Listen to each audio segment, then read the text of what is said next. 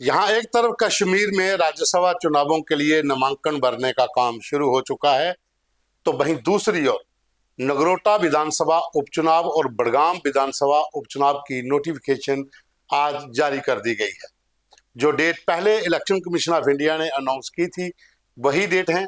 आज नोटिफिकेशन जारी हो चुकी है और नामांकन भरने का काम भी शुरू हो सकता है। आज या कल आप कभी भी कर सकते हैं, लेकिन इसमें 20 अक्टूबर तक आपने नामांकन भरना है और उसके बाद 22 अक्टूबर तक आपके भरे हुए नामांकनों की जांच होगी।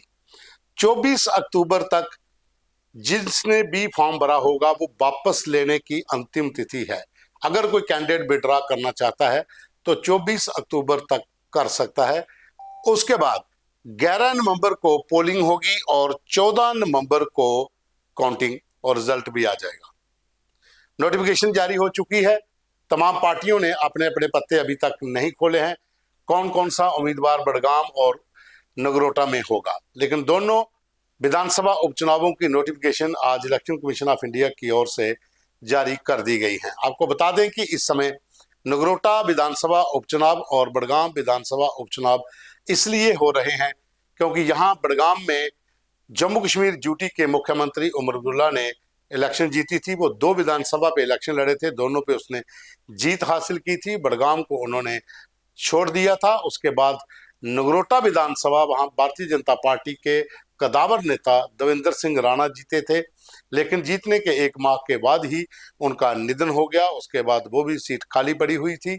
अब दोनों सीटों के ऊपर चुनाव होने जा रहे हैं। नोटिफिकेशन जारी हो चुकी है, जैसा मैंने डेट्स आपको पहले बता दी।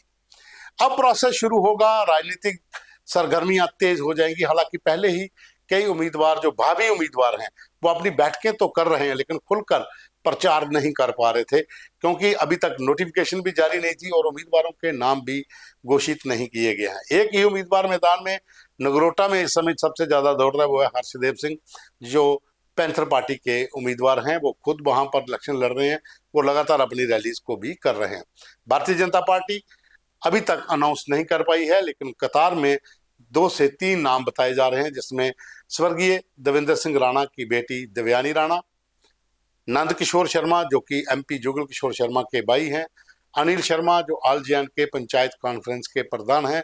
अब चौथा चेहरा भी आ सकता है क्योंकि राज्यसभा के चुनावों में एक बड़ा नाम डॉक्टर निर्मल सिंह का वहां पर नहीं ऐड हुआ, वहां पर उनको टिकट नहीं मिली। तो ये भी कयास लगाए जा रहे हैं कि डॉक्टर निर्मल सिंह भी नगरोटा में भारतीय जनता पार्टी के उम्मीदवार हो सकते हैं। वहीं दूसरी ओर बड़गाम उपचुनाव की बात करें तो वहां पर उमर अब्दुल्ला के बड़े बेटे अपना भाग्य आजमा सकते हैं। पार्टी उन्हें टिकट दे सकती है। नेशनल कॉन्फ्रेंस पीडीपी वहां पर अपना दम खम लगाएगी क्योंकि शिया बहुल इलाका है, वहां पर वो जीत सकते हैं या नहीं जीत सकते वो तो फैसला वोटर करेंगे। लेकिन जो नेशनल कॉन्फ्रेंस के एमपी हैं आगा सईद रहोला, उनका वो एक जनाधार का इलाका है। वो जिस कम्युनिटी से, जिस शिया कम्युनिटी से बिलोंग करते हैं, तो वहां पर भी उनका काफी पैठ है अपने वोटरों के बीच में। क्या वो सभी वोटर जो हैं वो उमर अब्दुल्ला के बेटे की ओर डाइवर्ट कर पाते हैं या नहीं, ये बात की बात होगी, लेकिन एक अच्छी पैठ वहां पर उनकी है। कांग्रेस अपना कैंडिडेट शायद बड़गाम में नहीं देगी, हो सकता दे भी दे। जिस तरीके से राज्यसभा के भीतर कांग्रेस ने दूरी बना ली है राज्यसभा चुनावों को लेकर, लेकिन बड़गाम में कैंडिडेट दे सकती है, नगरोटा में कैंडिडेट दे सकती है।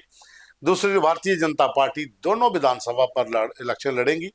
बड़गाम में भी, जैसा कि रविंदर राणा जो पूर्व अध्यक्ष हैं जम्मू कश्मीर भारतीय जनता पार्टी के, उन्होंने साफ कहा था कि दोनों विधानसभा पे भारतीय जनता पार्टी दमखम से चुनाव लड़ेगी।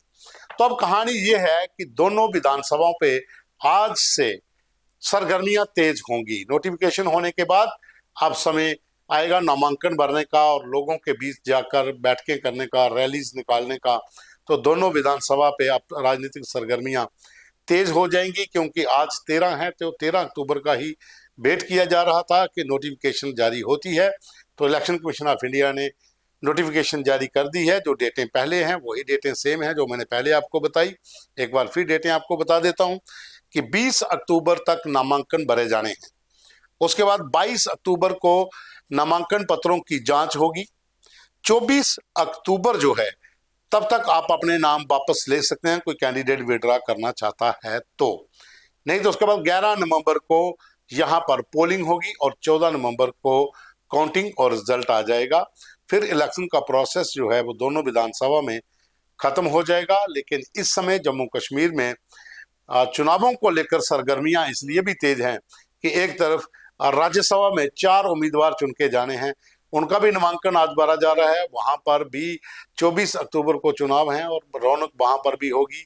4 उम्मीदवार जो हैं जीत के जाएंगे, 4 एमपी राज्यसभा में बनेंगे। भारतीय जनता पार्टी के सत शर्मा वहां पर हैं और प्राथमिकता उन्हीं को पहली सीट के ऊपर है कि वो जीत जाएंगे, जो बीजेपी की तरफ से है। 2 उम्मीदवार और भी हैं जिसमें राकेश महाजन है और एक अली मीर करके हैं, वो भी हैं। और दूसरी ओर कांग्रेस शायद इसमें किनारा करेगी। कांग्रेस ने पहले कहा है कि हम इलेक्शन इसमें नहीं लड़ेंगे क्योंकि हारना तो है ही। इसमें 3 कैंडिडेट नेशनल कॉन्फ्रेंस ने अनाउंस कर दिए हैं राज्यसभा में, जिसमें चौधरी मोहम्मद रमजान जो पूर्व मंत्री हैं, सजाद अहमद केचलू किश्तवाड़ से विधायक भी रहे, मंत्री भी रहे हैं, इस बार इलेक्शन हारी थी। और दूसरा है शम्मी ओबराय जो जम्मू कश्मीर नेशनल कॉन्फ्रेंस के ट्रेजर हैं और उमर अब्दुल्ला के बहुत करीबी दोस्त हैं और एक अच्छे माने हुए जम्मू कश्मीर के बिजनेसमैन हैं। तो 3 कैंडिडेट तो उन्होंने पहले ही अनाउंस कर दिए हैं। भारतीय जनता पार्टी ने भी अपने 3 कैंडिडेट अनाउंस किए हैं। जीत एक पर होती दिखेगी। लेकिन दूसरी ओर अगर हम बात करें तो कांग्रेस इस चुनावों से दूरी कर चुकी है। लेकिन बडगाम और नगरोटा उपचुनाव जो हो रहे हैं इसमें क्या कांग्रेस अपने कैंडिडेट लाएगी, उस बारे में पत्ते अभी तक नहीं खोले गए हैं। लेकिन नगरोटा विधानसभा में कांग्रेस के बलवान सिंह, बलवीर सिंह दोनों कतार में हैं। दोनों में से किसी को भी मैदान में उतार सकते हैं। नेशनल कॉन्फ्रेंस के जोगिंदर सिंह काकू और उसके साथ साथ कुलदीप शर्मा जो नेशनल कॉन्फ्रेंस के भी पुराने लीडर हैं, वो भी मैदान में हैं। वो भी चाहते हैं कि उन्हें टिकट मिले।